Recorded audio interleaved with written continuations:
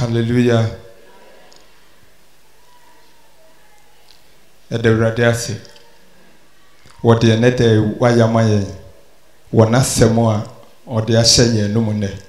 Amen. Me pacho ebra radiasi mo be si utrasi ye mo mpaye. Yada wasi nyame no kwafo. Yada wasi senede so aye ope. Nene den so wode wasem adom yen.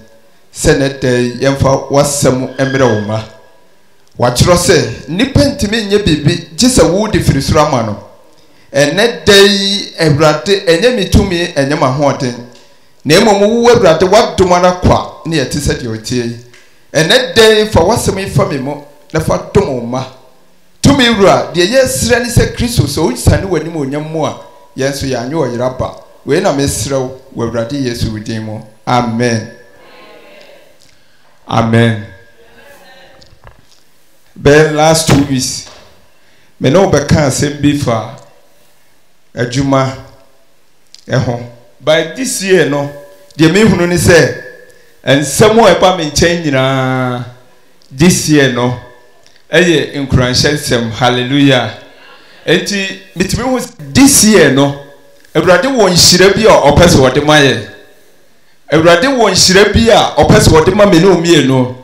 Enti this year ni nyina de meeting kwan ye encouragement say me fansem bi enhye won kran na etimi gina yie na sa 2021 obedi nkonimo hallelujah. Ene de me ne wo be kasem bi a mato di say mensuro nsuro a ya to di say fear not mensuro hallelujah.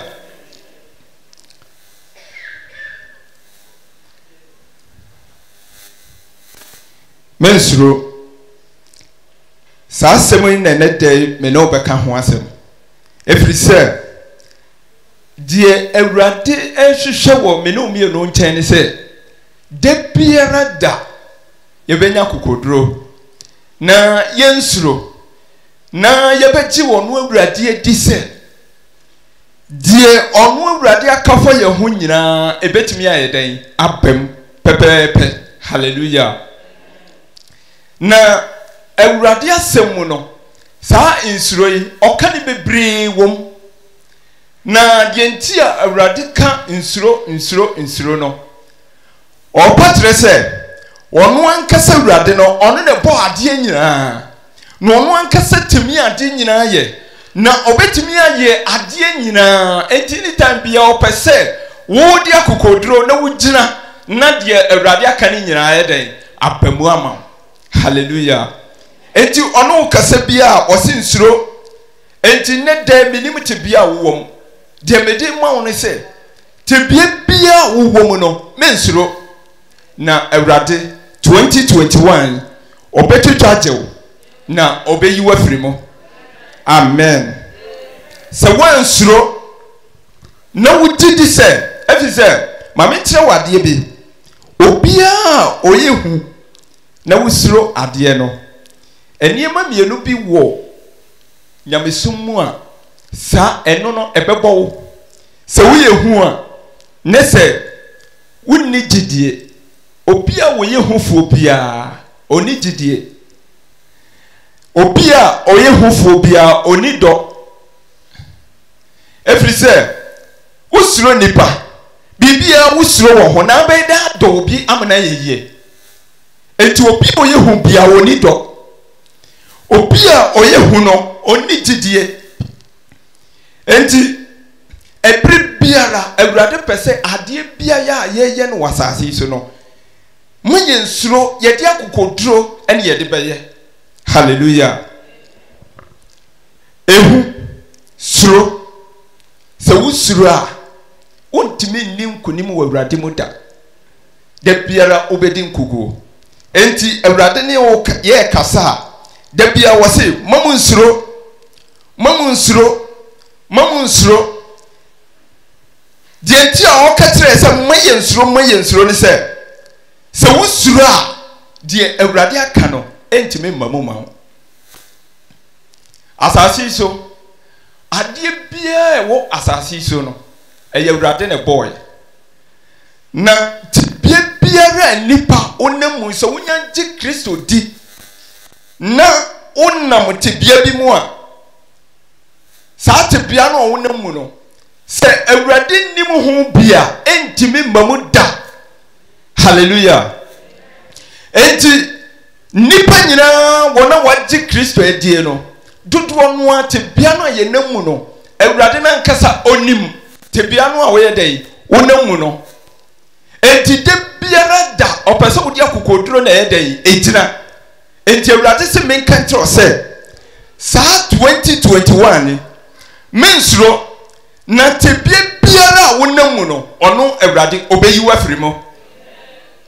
tibia biara utimu no 2021 fa kokoduro yi waduma na awurade obejew me no wo kasem bi ewo Isaiah enu nti na make katro odifo Isaiah ngoma no Isaiah chapter 54 verse 7. Isaiah chapter 54 verse 4 to 17. But what there can verse 4 to 7 no. Now what jump ko 15 ho no kan 15 ho so ama me. Odifo Isaiah ngoma eti aduonum nan nchichemu nan ede ko nkon inso insuro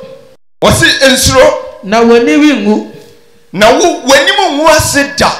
insi utrase wasi unsi utrase na wani winkusa na wani mu nkusa na uwire befi umaba abremu ani wuo na wukuna ye ahohora no wonkai bio. Hallelujah. Wasi ede mensuro na wani mu ase na wani mu so nkusa tebia wo mu biara wasi de atowo no na etomu no se wansuro a owure be firi ni nyina. Hallelujah. Amen. Me pa cha to asoma me na woyefo ne wukunu asafo awurade ne ne din na wojefo Israel kronkron ni no ofre no asase nyina nyankopon. Verse 6 na awurade afre wo se oba wagya no na owidi honhom mu yia se imrantibere mu yira wapa no wonyankopon na ose migya wo abretie bi nanso ayemhihye kese na mede beboa wa no. Epacho bedu verse 8 jopoko wasi migya wo bretie bi nanso ayemhihye kese na mede beboa wa no. Ko 15 mama nchichemu du no hwe ope wonto wasi hwe ope wontokwa nso emfiri me na emfiri wonu awurade de osaro so no unti obehwe ase unti ene obede obehwe ase to asoma me verse 16 hwe me na mebo otomfo. Hallelujah. Ofiti jabidie mu. Amen. Na obo akode se de anidwuma tie. Yes. Miara na mebo osefo se onsei. Hallelujah. De enti a me katira wo se ene de mensuro na awurade obeje wo ne se osi de ode yade ba ono awurade ono ne bo no de opure nipa man nipa wuo no eye ono awurade no obo no die omasika die omenipa dihia anasa omenipa kwa hokyerem ode wo how to nipa so emenipa bre no wo si ono awurade ono ne bo no wo si me na me bo otomfo a obako die wode wo how ba no ono awurade no obo no ene wo si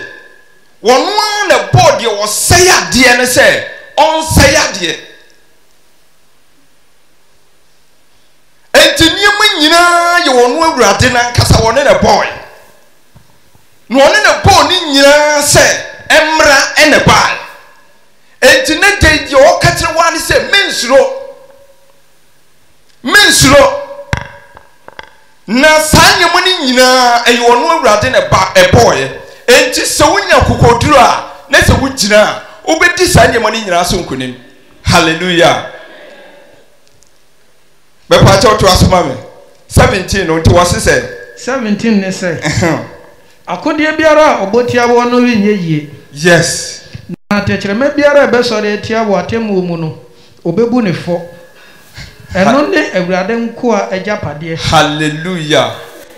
enti wose akodie biara obodie etia wo no sa akodie no enyeyie tekyerema biara kasa tia wo atemu no ono awurade obebu sa tekyerema ne fo hallelujah enti ene day minim tibia wowom but masem ni se mensuro na awurade owafa awurade onja woda tibia na wotimu no de etete wo no eye wono awurade wono ankasa the boy enti wodia ne se wo begira se awurade a obo me no otumi ade nyina ye enti de me no mu no se awurade no obehimi afirimo se wonyenya sa kokoduro ya eno no efra gidie mu sa kokoduro no efra otomu sa kokoduro no wonya na eni gidie ase bet esuru gidie ena suru sa akokoduro bet se gidie pa ukuta akokoduro no a na ama wo gidie na aye kese enti akokoduro ni se yekase obi wa kokoduro a na kokoduro ni se ebia onim se saade we ye da hoi metimi apagya ana onim se wo obi wo ho a obetimi apagya saade we ya de ama no hallelujah enti awurade asem se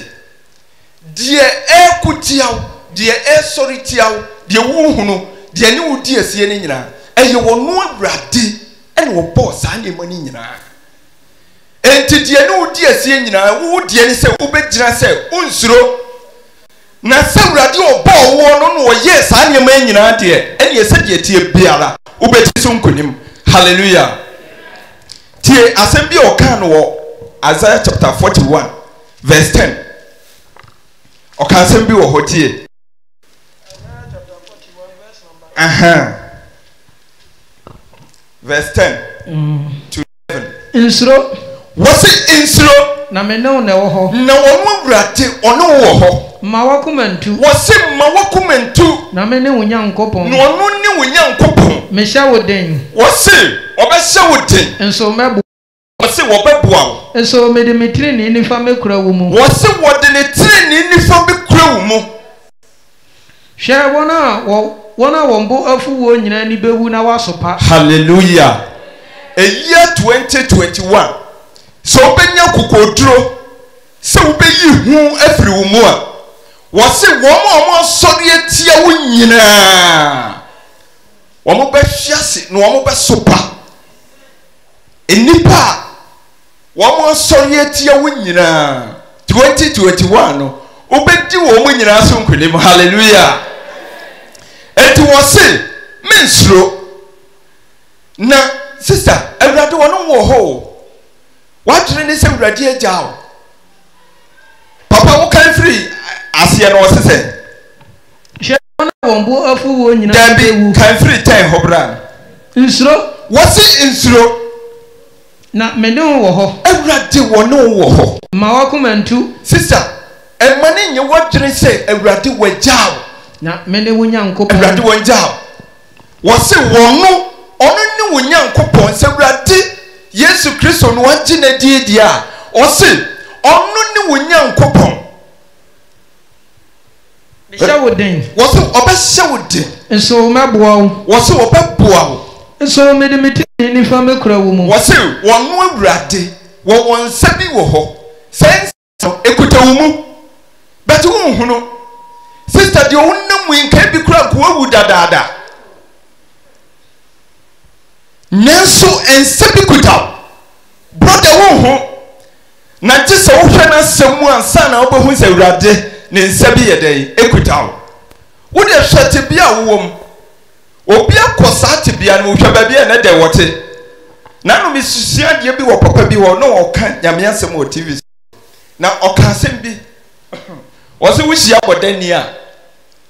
na ɔhwɛ no a na wɔsan ne ho ɔno nso yɛ wo no o ne maame yɛ adɔre ma no yɛto ne din o ɛnyɛ mmaa ne din na ebi wɔ kura abusua wɔ firi mu no ana efia wɔ firi mu no ɛkyɛn wo abusua ɛkyɛn wo fie nanso sɛ nipa no wobɛhyia no na odidi bɔɔla so odi aduane ɛda fam na wohwɛ yare bi ɛbɔɔ ɛne tebea bi a wokɔɔ ne nyinaa akyi no woda so wadwene wotumi dware wotumi didi wotumi nom nsuo wotumi da wotumi sɔre sɛ nsa bi nkuta wo mu a ɛka sisa ka wɔ hen bisa ho sɛ obi a emogya wo ne mu te sɛ wo a obi a ne ho yɛ fi a ɔntumi nware sɛ duane deɛ yɛ papa ɛwɔ hɔ na de man kora a ɔmpɛ gye sɛ deɛ da fam mesi Awurade nsa bi ne kuta yɛ mine omienu mu ɛnyɛ sɛ wotere nkyɛn no dabi wontere nkyɛn no dabi wonyɛ papa nkyɛn no na nsa bi ekuta wo mu na sɛ nsa no ɛho mmɔbɔ na sɛ nsa no ɛna agyew enti Awurade kyerɛ wo sɛ 2021 ni mensuro tebie bia a wonamu no deɛ wakuta wo abɛsi nnɛ dɛn na wonwuyɛ wonsɛeyɛ wokasa wote ase wotumi didi wotumi nom no wɔse ɔbɛyi wafiri saa tebea no nyinaa mu ɛfiri sɛ wɔse ɔno Awurade ne nsa yɛ dɛn ekuta wo mu hallelujah mepatɔ to aso ma me verse 11 ɔse hwɛ wɔn a wɔn bo afuo wɔ nyinaa wɔn a wɔn bo afuo nyinaa ɛni bɛwu na wasopa wɔn ani bɛwu na wɔn asopa brother nyɛ kokoduro mesi deɛ wonyɛ ne hwee na ne bo afu obi wɔ hɔ a wonyɛ ne hwee o woni ne hwee bɛtɛ ohun nipadua kɛkɛ kora na ne bo afu obi wɔ hɔ kora wɔn nante yɛ ne he sɛ wɔn nante a wokɔ ne mmarima mu no a wɔn ho ɔden no ɛyɛ ne ya na Awurade se mensuro 2021 nya kokoduro na saa nkurɔfoɔ no nyinaa wɔse wɔbɛyɛ wɔn den ɔnani bɛwu na wasopa wɔse wɔn ani bɛwu sɛ ɔnam na wohunu obi a n'ani awu wɔn ho a ɛyɛ a wohu deɛ ɔyɛ sɛ obi ani wu wɔ w'anim a wotwam ase wɔnhwɛ wo ase wɔsi ne tiri ase ase wɔpagya ne ti wɔse saa nkurɔfoɔ no saa na ɔno Awurade wɔbɛyɛ den ɔbɛyɛ wɔn enti 2021 mensuro ma owura nhyɛ Awurade mu sɛ wo nyame a w'ani da ne so no otumi yɛ adeɛ nyinaa na otumi yɛ adeɛ nyinaa yɛ sɛ wonyanya saa kokoduro yi a mensuro enti wɔka ase kyerɛsɛm no wɔka baabi wɔse menwu na mɛtena ase na mɛka wo maniyɛ ne wo kaseyɛ ɛde akyerɛ hallelujah mese saa asɛm wei ɛyɛ akokoduro asɛm enti obi a saa asɛm no bɛfiri ne mu bɛba no sɛ wowu mpa a wobɛnya nkwa ɛyɛ akokoduro asɛm mese yɛtwa wo ti na wo se menwu mɛtena ase ampa nso unwu ɛyɛ akokoduro asɛm obi a wɔyɛ hufoɔ no ɔntumi nka ehufoɔ ne na ka sɛ me deɛ me yare yɛ ne bɛkome yee tebea me wɔ mu gye mɛyɛ dɛ no mafiri mu yee ɛde me bɛkɔ me ho sika nyinaa na da bia wo su sika ehufoɔ no ɛna wɔyɛ saa na obi a ɔnsuro no ɔgye di sɛ ne wura no ɔwɔ nneɛma nyinaa enti saa nneɛma no ne nsa bɛtumi ayɛ dɛn aka Hallelujah. Another 2021. Minimum to be a wutimua. What bohu? Eti wuni me say yen twa half year no kra yen twa half na de na bi ade akoduro no na nye papa. Me si so usuro sa enne urade se men kan se men suro yen twa sa half no na de wani naso no na won satimi aka ebo Yesu di mu jidi se baya sa ma.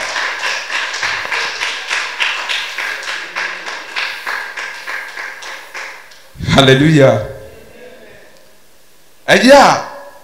ye de hu me pato to aso wo ho ma me no kan sem bi wo ho. To aso wo ho ma me. Hwe wona won bu afu wo nyina ni bewu na wasopa. Na nipa one wo anya no be ye se de wonye hwe na wa. Wo se so wonya kokoduro se wo nsuru a na wo gina. Wo ni wanya no. Wo nyina be te se de wo nya hwe.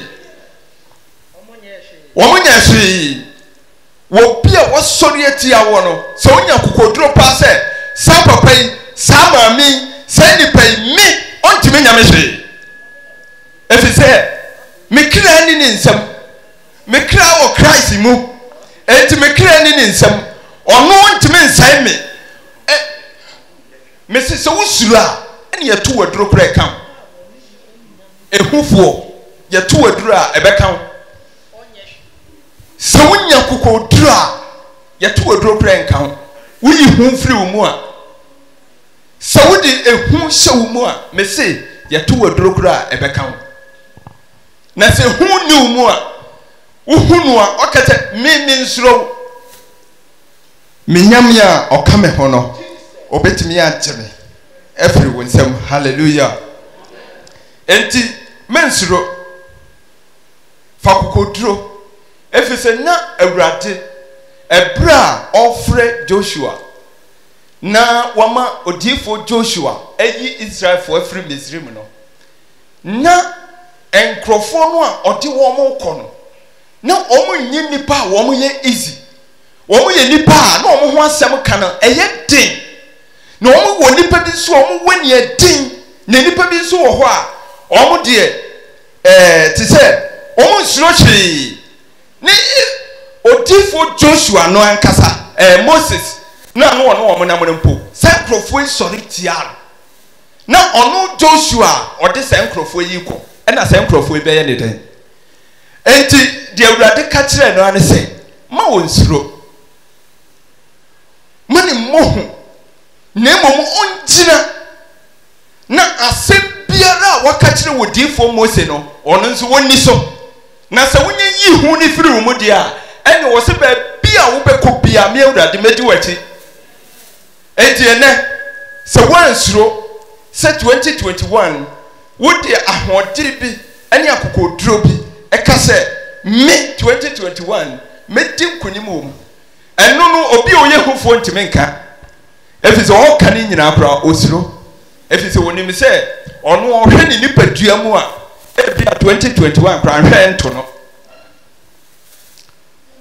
nipa bebre saa o obi kura afi no kwawie ya wotibe ka se afi we die na menim se 2021 kra nya den ento me efise die na meti wo me nipadua mu die na meti wo me kra mu na menim se 2021 enya den ento me. Hallelujah. Eno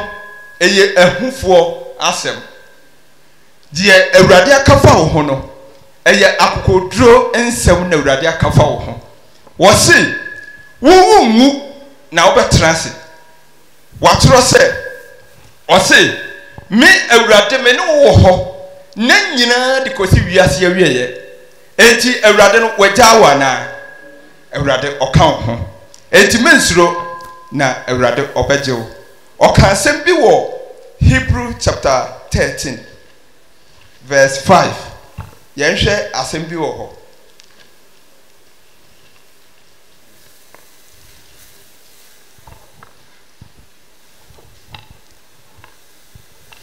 Hebrew for ngoma etidum yensanchichi muno mo masika ni bra mama bra bomu amen na mo mpre de mo wo so amen efiri se ono ara akase meri nyawo nanso mewe mpa woda amen amen 13 verse 5 to 6 can say sima verse 6 na ema ye de nam kase awurade ne mebuafo meri nsuro onipa betumi aye medien hallelujah wo a usuro nipa ene de me gira awurade asem se o ka kire wo se mmire bebre wo suro nipa na de wo ye no untime nya bese se wo kono untime haw untime nya wo hwe honhomfi awurade ama ne kwan a oni usutomi untime nya wo hwe efi se watoro se eye wono ne boss ane mo ni nyira no wono ne se de wo besei no wonya den onsei enti se awurade ni mu a untime nya hwe enti 2021 awurade asem se mensuro edie ne nipa betimi ayew na bibia wo wanim enipa enti untimi nkono akofa yemu bebre ye wo bibia ka ebe ya mawurade bet ye suro nipa enti entimi nye especially ya asafo imo mpode ye biti aka ukoya ukoka ye bekun o ye be ye wo se yo hallelujah sawurade na wode ne kwa sawurade na wode ne ya ebre bi so popani kase bi manage o se wono de ye awurade de o ka no efre awurade mu dia wontimi nya ne hwe wontimi kuni da enti no kure no obeka hallelujah sa wosi nipa entimi nya wo hwe ade ba ko a ene de medi jaw ansa na medi asem ya ba wie ne se nipa ba ko na suro no one ne onyankopon one de suro no efise de odi yare ba de odi ahokyere ba de odi enkugu ba yewo bibi wo yemu a eye okra a eti yemu sa okra no a oti yemu no senne wo yare wo asase so mpo ne se wutimi di awurade asem so na wusuro awurade wo de ma onfa yare mo nipadua no onfa ya ohaw enka nipadua no ne se okra no a ewo wo mu no eye awurade dia a mensuro eti na osmofo Paul mo ne ade no se wo beku no onfa ho wo beku ni nipadua we no enfa ne ho na emo okra no eti ni mu no se ye awurade dia enti wonye den onsuro bibibia e wo wiase nipa bia wo ha na den de me katro ne se de obesuro no one ne awurade suro awurade mensuro baye mensuro honhomfin mensuro nipa na de wo ye bia awurade na suro no ono pe ene wo tumi efise ye ni mo bia ne nipa due ya kwa hohiahia mu a nanso ofri asase so no okodi de a ye nyina ye nim se ya kyero no ho asem wo kyerosem mu a ye frɛ ne Lazarus hallelujah enti ne day so kan Matthew chapter 10 verse 28 o kan asem bi wo ho yen kan na yen fa ya asem no emra ewe Matthew chapter 10 verse 28 na musro wona okum honam hallelujah na ontumi nkum okra na mmom musro de obetumi asai okra na honam ama ne hunu kro mu amen amen trust me say nipa bi di ho a obetumi asai okra etewo mu bayfo bi ni ho a obetumi asai okra etewo mu enu nti na da awurade se ma yensuro nemom yensuro ono onyankopon ono nkuto na sa okra no a etiye mu no wo sa okra ne so tumi na okra no wo ne so tumi se wo de okra ne to amanihunu mu me kasem bi akyerɛw sa asase so ayewei wache wo hakra ne wanya bi 120 years eye emreketwa bi na bisa wo ho se wona na wo free asase so se ne kra eda so te ho ne se wo amanihunu mu a wona na oba asase so no owu be se 500 years ni ne se ne kra da so te amanihunu mu a enti so betra asase so na obetra amanihunu mu na mom wo bewu na wo kra ebekwa kwota amanihunu mu no de he na nkeye so betra asase so na wobetra amanihunu mu na wobewu na wo kra ebetra papa mu efisa ahade eye ebretie bi na enipa ya ede ye firi hako na eho na wo kotra wo nkwa na nyira na awurade asam se men suro baye enne Christopher suro baye ama yete baye dia ne ehum wo so chechechecheche awurade asasi esuro no na de awurade asam aka asasi eti so ne de o ka kire nipa se hey oni so o baye di pa na ne ho wo so chechechecheche ene wo mame wo fiefo no na eyew ene wo kan ya wo si won kofa onkokukuru ni sika nyina amra obekwa kokukuru apa obi timi koto oil be say 20 million said the bia oda or the bepetin efia otim said the abaye enha no but wo ka kire ne se suro wonyankopon ne di wonyankopon asam so di a wo se da bida wo ka kire na ne buafu kire asam ne se men kan kire o se men suro nipa men suro de obetimi akum honam efi se wo mo de ono onyankopon no on na bo na ebere bi beba obeyi se cruise ni nyina ye dai afiri ho enti suro onyankopon ono pe na obetimi asew woni padua yi ose na obesa sew okraka ho ene dai awurade asam se men kan tro se men suro na ono awurade obeboa oka ho na awurade no obepagya tebia wo mu no enya saa na obetra mu wodi esuro awurade suro awurade men suro bayfo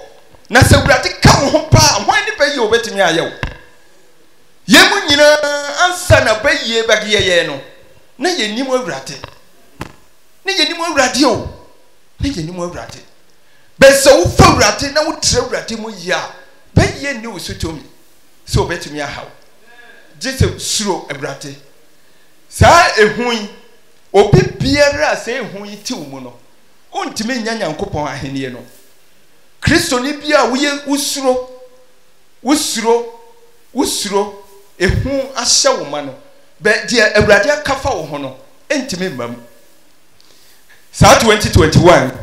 awurade se men hye wo nkran se obeyi suro afiri wo mu na 2021 obeyi wadwere se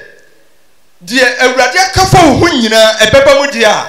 ene ne nyina nso ebeba mu ama 2021 awurade won hyira wo se ne dai waya so se obetie awurade asem na awurade asem nso aba wo nchen ma desra ne mempai bone se saa 2021 de eba menchen ya yenkurahya ne de me hye wo nkuran na mempai bone ma desra ne se ubenya kokodro na 2021 wachira na de awurade akafa wo ho no ne nyina atimi abam awurade nhyira wo menim sese wansuro na wunya kokodro se sa awurade na waptwani abetoa no no a oye kristo no ne ntini ye bo ade nyina ne ye nyema nyina ma no na nyema nyina ye ne de ade a ene ehunu se de asori etiawo de ni wudi asie de akotiawo de afen na eba de eba nyina unya kokodro a ubedi so nkonim mensuro na awurade wo kan ho mensuro awurade wo kan ho ubedi nkonim amen amen mensuro amen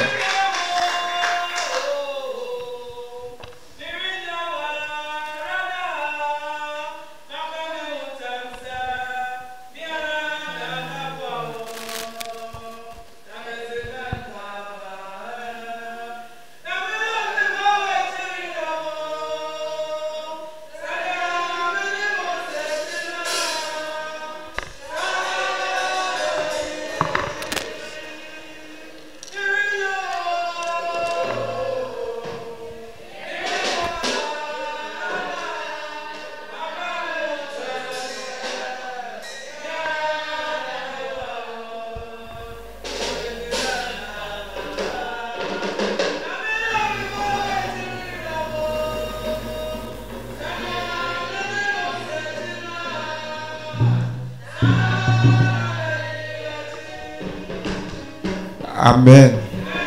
Mpacho siutras ya mompae. Nyame tumfo nyame no kwafo. Awurade me da wase enede. Die awurade waye eye nwanwa. Enede me da wase si won hu me mobode wasem ya fa me so. Na awurade odi abra wo ma. Awurade watro wo wasem mu sese nya kodro ne ensuro a obami ye tinkonim. Enede wasem a wodi ahyeme mu na me di abra wo maye wo. O maya ya so se awurade wo tie wo se firi ne da yi koi. Obenya kukodro na awurade wodi adi wasem so. Awurade enede se wo maya bra wo na so ase no ya so so wo tie wo. Awurade wo na anim je nti a wodi asem na me so na wodi ba. Awurade mesere wo. Ma wo maya disrede de wo hwehwe de wo na kuma di akire. Awurade ma ne mmerɛ mu ma wo. Awurade ma ne mmerɛ mu ma wo. Awurade ma ne mmerɛ mu ma wo.